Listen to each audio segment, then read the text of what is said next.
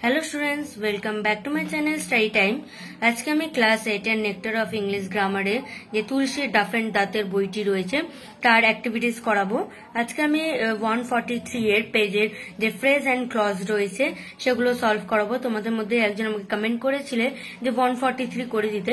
143 তে দেখলাম আমি ফ্রেজ এন্ড ক্লজেস রয়েছে, তো 142 তেও ওর অর্ধেক অংশ রয়েছে, তার জন্য আমি আজকে 142 এবং 143 করিয়ে দেবো।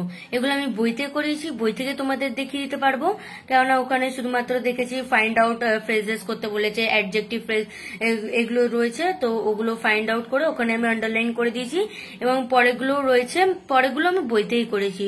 তো চলো আমি দেখিয়ে দিচ্ছি বইতে কি কি যে আছে, কি কি অ্যাক্টিভিটিস গুলো আছে আমি দেখিয়ে দিচ্ছি তোমাদের। তো চলো ভিডিওটা স্টার্ট করা যাক।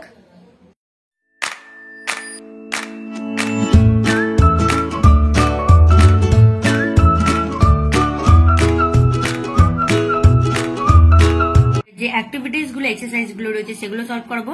আমি আগের ভিডিওতে তোমাদের ন্যারেশন করিয়েছিলাম, তোমরা চাইলে ন্যারেশন এবং টেন্সও হয়ে গেছে, টেন্সও সলভ আমি করিয়ে দিয়েছি পুরো। ন্যারেশন অনেকটাই হয়ে গেছে, 65 হয়তো ছিল ফার্স্ট এক্সারসাইজে, 65 হয়তো ছিল, 65 হয়তো 66 যখন একটা হবে ওই মানে আমি অতটা পুরো কমপ্লিট করে দিয়েছি। যদি তোমরা দেখতে চাও তাহলে প্রথমে তোমরা সেটাও দেখে নিতে পারো ন্যারেশন, অথবা তোমাদের যদি অন্য কোনো সলভ ভিডিও লাগে নিশ্চয়ই কমেন্ট করে জানাবে। এভাবেই কমেন্ট করতে থাকো, তাহলে আমি ওইভাবে আপলোড করতে থাকবো ভিডিওস গুলো। তোমরাই আমাকে কমেন্ট করেছিলে, যার জন্য আমি আজকে এই ভিডিওটা আপলোড করছি। একটু লেট হয়ে গেল, কিন্তু দেখো এখানে রয়েছে 140, এই যে 143 তে তোমরা বলেছিলে আমাকে এটা সলভ করতে, তো আমি তারপরে দেখলাম 142 তেও নিচে রয়েছে, যার জন্য 142 এবং 143 দুটোই সলভ করিয়ে দিয়েছি। এই দুটো পেজ করাবো। আর পরে রয়েছে পরের পেজে 145 এ অ্যাক্টিভিটিস গুলো রয়েছে, এগুলো বাকি অ্যাক্টিভিটিস গুলো আমি অন্য ভিডিওতে সলভ করিয়ে দেবো। তাহলে এই চ্যাপ্টারটা শেষ হয়ে যাবে, মাত্র আরো 2 পৃষ্ঠা বাকি থাকবে। ঠিক আছে, যদি তোমাদের অনেক ইম্পর্টেন্ট লাগে নিশ্চয়ই আমাকে কমেন্ট করবে যে 145 এবং 146 এর কমপ্লিট করে দিতে, তাহলে আমি যত তাড়াতাড়ি সম্ভব আমি তোমাদের সলভ করিয়ে এইগুলো ভিডিওগুলো আপলোড করে দেবো। অথবা তোমাদের অন্য কোনো লাগলে voice change, narration, writing skills এর যা আছে, অথবা রিডিং স্কিল, তোমাদের টেক্সট বুকে যে রিডিং স্কিল আছে, রাইটিং স্কিল, যেগুলো লেটার, প্যারাগ্রাফ, যা তোমাদের লাগবে নিশ্চয়ই আমাকে কমেন্ট করে জানাবে এভাবেই। ঠিক আছে, তো চলো আমি দেখাচ্ছি কি আছে। ফার্স্ট একটা কি বলে দেখো, find out noun phrases in the following sentences. সেন্টেন্সের মধ্যে নাউন ফ্রেজ ফাইন্ড আউট অর্থাৎ খুঁজে বার করতে বলেছে। এগুলো আমি আন্ডারলাইন করে দিয়েছি, যেগুলো নাউন আছে।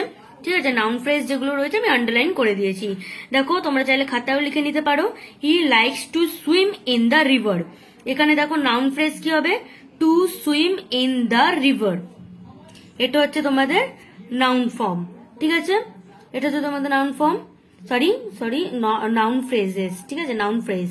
পরেরটা দেখো, Rohit Sharma was the man of the tournament. এর মধ্যে নাউন ফ্রেজ কি হবে, the man of the tournament, the man of the tournament. Underline করে দিয়েছে, তোমরা চাইলে খাতায় এভাবে এটা টুকবে, টোকার পর আনসার বই লিখবে, সেখানে ফাইন্ড আউট করতে বলেছে, অর্থাৎ the man of the tournament খালি লিখে দিলেও হবে তোমাদের, অথবা তোমরা লিখেছো এভাবে আন্ডারলাইন করে দিলেও তোমাদের হবে।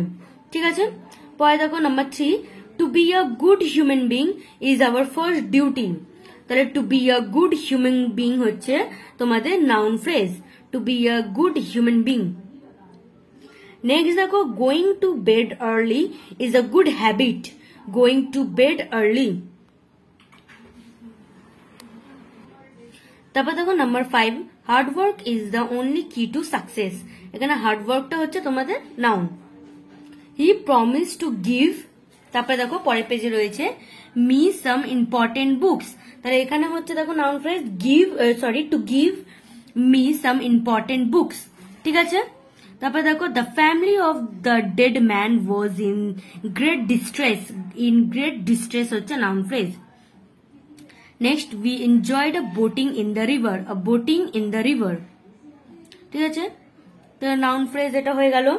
তোমরা যদি নাউন ফ্রেজ না জেনে থাকো তাহলে এই আগের পেজ করবে, এখানে দেখো নাউন ফ্রেজ বলে লেখা রয়েছে, এখানে সব ডিটেলসে লেখা রয়েছে তোমাদের, আর এবং এর পরের পেজেও রয়েছে, এখানে সব রুলস গুলো লেখা রয়েছে, এখানে পড়লে তোমরা দেখবে বুঝতে পেরে যাবে কি বলতে চেয়েছে। ঠিক আছে, মানে এগুলো থাকবে as subject to the verb, as object to the verb, as subjective complement as object to the preposition, এগুলো থাকলে এগুলো হচ্ছে নাউন ফ্রেজ। ঠিক আছে, এখানে বাংলাগুলো পড়বে, তোমরা দেখবে, তোমরা নিশ্চয়ই বুঝতে পেরে যাবে। যদি না বুঝতে পারো তাহলে আমাকে কমেন্ট করে জানিও, তাহলে আমি তোমাদেরকে বুঝিয়ে দেবো। ওটা একটা আলাদা ভিডিও করতে হবে, কেন বোঝাতে গেলে অনেক বড় ভিডিও হয়ে যাবে, যার জন্য একটু আলাদা ভিডিও করতে হবে। ওটা একটা সেপারেট ভিডিও করে দেবো আমি একটা তোমাদের, তাহলে সেখান থেকে তোমরা দেখে নিও। ঠিক আছে, তাহলে এটা হয়ে গেল। পরেরটা দেখো রয়েছে এক্সারসাইজ নাম্বার 67। তারপর আগেরটা যেমন ছিল নাউন ফ্রেজ খুঁজে বার করতে, ফাইন্ড আউট করতে, এখানে হচ্ছে find out adjective phrases in the following সেন্টেন্সে। এবার অ্যাডজেক্টিভ ফ্রেজ তোমাদের ফাইন্ড আউট করতে হবে। তাহলে অ্যাডজেক্টিভ ফ্রেজটাও দেখো এর আগের পেজে রয়েছে, এখান থেকে পড়বে তোমরা, এখান থেকে পুরো এতটা তোমাদের রয়েছে, এখান থেকে এগুলো তোমরা পড়ে নেবে, বুঝতে পেরে যাবে। তা চলো আনসার গুলো দেখাই। He was a man of great fame, man of great fame, এটা হচ্ছে অ্যাডজেক্টিভ ফ্রেজ, যেটা মানুষের দোষ গুণ অবস্থা বোঝায়, সেগুলো হচ্ছে adjective phrase. The statue is of no use, ঠিক আছে। Next the statue was made of stone, the statue made of stone হচ্ছে মানে স্ট্যাচুটি মানে মূর্তিটি পাথরের তৈরি, তো পাথরের তৈরিটা সেটা মূর্তির অবস্থা বোঝাচ্ছে, ঠিক আছে, যার জন্য এটা হচ্ছে adjective phrase. A fox without tail called a meeting without tail. He gave a spoon made of silver. তোমরা আগেরগুলো পড়বে অ্যাডজেক্টিভ, নিশ্চয়ই তোমরা বুঝতে পারবে, কেননা খুবই সহজ ভাষায় এখানে লেখা রয়েছে, তো তোমরা বুঝতে পারবে আশা করি। The sky was full of cloud. She was a girl of great courage. The journey was full of adventure. হচ্ছে adjective phrase. She bought some furniture made of wood হচ্ছে অ্যাডজেক্টিভ ফ্রেজ। নেক্সট দেখো, তারপর দেখো find out adverb phrases, যেমন adjective ছিল, noun ছিল, এবার দেখো অ্যাডভার্ব ফ্রেজেস।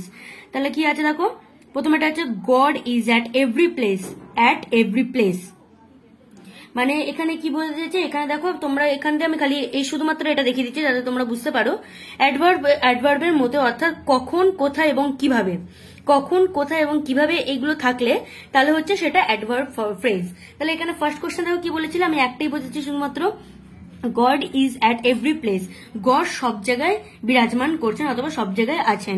এটা কোথায় মানে কোন প্লেস, কোথায় আছেন এটা ইন্ডিকেট করছে প্লেস। দেখো প্লেস লেখা রয়েছে, প্লেস মানে হচ্ছে কোথায় আছেন গড, তো এটা ইন্ডিকেট করছে মানে এভরিওয়্যার মানে সব জায়গায় রয়েছেন, তার জন্য এটা হচ্ছে একটা adverb phrase.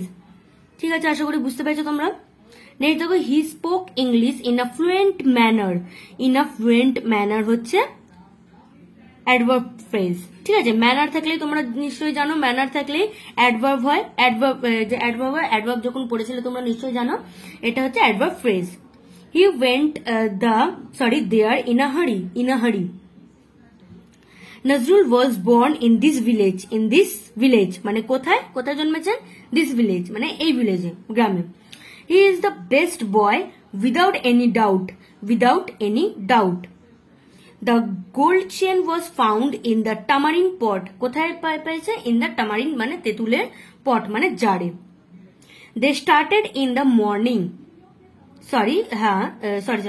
They started in the morning. We sat under a tree. এটা একটু আমি ঠিক করে লিখে দিচ্ছি, দাঁড়াও, পেন্সিল দেওয়া আছে যার জন্য তোমাদের বুঝতে হয়তো অসুবিধা হচ্ছে, একটু অ্যাডজাস্ট করো তোমরা। এটা আমি খাতায় করিনি, বইতে করেছি, যার জন্য বইতে করলে তো তাহলে পেন্সিল দিয়ে করতে হবে, পেন দিয়ে করলে বইটা খারাপ হয়ে যাবে, যার জন্য আমি পেন্সিল দিয়ে করেছি। পেন দিয়ে করাও ঠিক হবে না বইতে, যদি তোমাদের অসুবিধা হয় আমাকে বলবে, তাহলে আমি কি করব, খাতাতেই যে পেন দিয়ে লিখে তোমাদেরকে দেখাবো, যদি এগুলো দেখতে তোমাদের অসুবিধা হচ্ছে তাহলে। ঠিক আছে, আমাকে কমেন্ট করবে, তাহলে আমি পেন দিয়ে লেখার যতটা সম্ভব চেষ্টা করব, আমি খাতায় লিখে দেখাবো তোমাদের। Then দেখো, he smiled in a gentle manner. He sang in a sweet voice. ঠিক আছে, নেক্সট দেখো exercise 69, identify whether the bold phrases are noun phrase or adjective phrase or adverb phrase. যেগুলো বোল্ড করে লেখা রয়েছে সেগুলো নাউন ফ্রেজ না adjective phrase না অ্যাডভার্ব ফ্রেজ, এগুলো তোমাদের আইডেন্টিফাই মানে চিনতে বলেছে। তাহলে দেখো ফার্স্টেরটা কি হবে, Ankon is a student of great merit, এটা কি হবে দেখো, এটা লিখেছি অ্যাডজেক্টিভ ফ্রেজ, দেখো A D J adjective PH phrase, তাহলে দেখো এটা হবে অ্যাডজেক্টিভ ফ্রেজ। তোমাদের হয়তো দেখতে অসুবিধা হচ্ছে তার জন্য আমি খাতায় লিখছি, তোমরা দেখে নাও, ঠিক আছে। দেখো ফার্স্টেরটা হচ্ছে অ্যাডজেক্টিভ ফ্রেজ,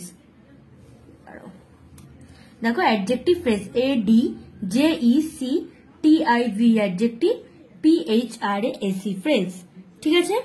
নেক্সট 2 নম্বর, দেখো 2 নম্বর কোশ্চেনটা পড়ো, দেখো কি আছে, টু ফরগিভ ইজ ডিভাইন, এটা দেখো লিখেছি এনপি অর্থাৎ নাউন ফ্রেজ। তোমরা হয়তো পেন্সিলে যদি না দেখতে পারো তাহলে আমি লিখে দিচ্ছি, বা আবার কোনো ব্যাপার নয়, আমি লিখে দিচ্ছি, তোমরা এখান থেকেও দেখে নিতে পারো। নাউন এবং ডট ডট দিয়ে দিচ্ছি, যার জন্য এটা হচ্ছে ফ্রেজ, ঠিক আছে, ফ্রেজটা এখানে লিখবে।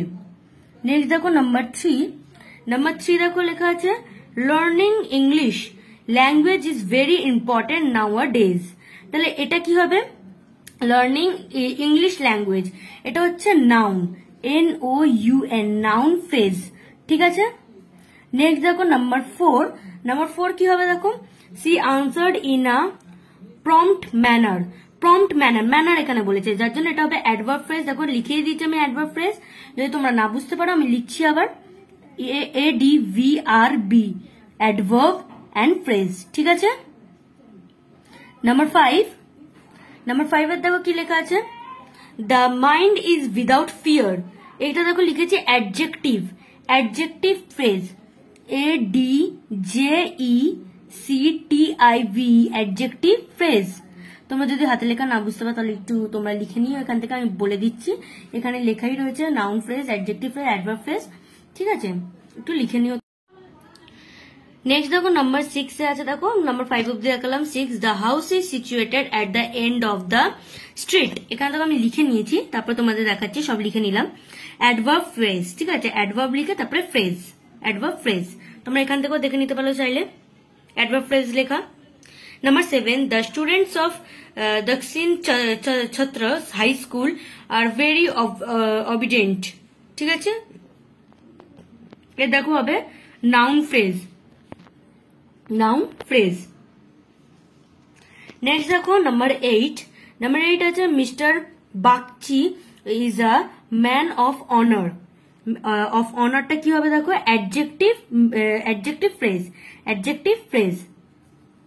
Next number 9 she was absent on account of his illness, on account of his illness হবে অ্যাডজেক্টিভ ফ্রেজ, অ্যাডজেক্টিভ দেখো ADJ লিখেছি .PH মানে অ্যাডজেক্টিভ ফ্রেজ, তোমরা লিখে নিতে পারো অ্যাডজেক্টিভ ফ্রেজ, এখানে আমি দেখিয়ে দিচ্ছি তোমাদের অ্যাডজেক্টিভ ফ্রেজ, ঠিক আছে, 9 এরটা হবে adjective phrase.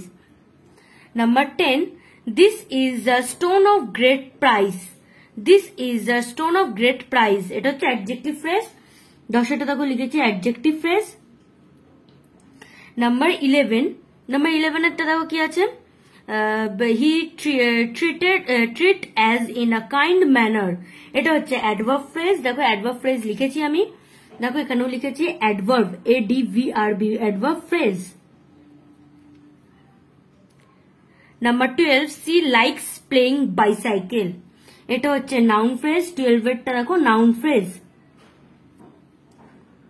Number 13 this is a thing of no worth, এটা হচ্ছে অ্যাডজেক্টিভ ফ্রেজ, এই যে অ্যাডজেক্টিভ ফ্রেজ, ঠিক আছে, 13 adjective phrase. Number 14 the performance of the boys was very good, the performance of the boys হচ্ছে noun phrase. Number 15 he drove the car at a high speed, টা কি হবে adverb phrase.